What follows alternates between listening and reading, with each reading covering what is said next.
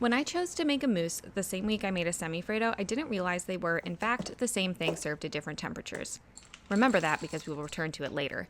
A mousse gets its lightness from whipped eggs and whipped cream, and since I talked about whipped cream in my last video, I'm going to talk about whipped eggs in this video. Unlike cream, which utilizes fat, whipped eggs utilize protein to make nets. When the proteins get agitated from heat or whisking, they shake loose and form a net with other proteins. It's this net that captures air and makes them light and fluffy. The yolk in this recipe only allows the egg to double in volume, but remove the yolk and you can triple or quadruple the volume. Egg whites can be very temperamental on their own. You have to worry about over-whipping and collapsing. That's where sugar comes in. Sugar physically blocks the proteins from getting too cozy with each other.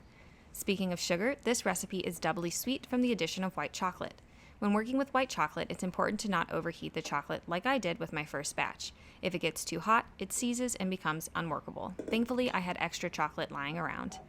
Now, in order for a mousse to set, it needs to be chilled, in the fridge. What did I do? Put that sucker in the freezer. And as we know, the only difference between a mousse and a semi-Freddo is temperature, so instead of a white chocolate mousse, I made a second semi-Freddo this week. Regardless, it was tasty and I enjoyed eating it. What other food would you like to learn about? Let me know in the comments and follow if you like delicious mistakes.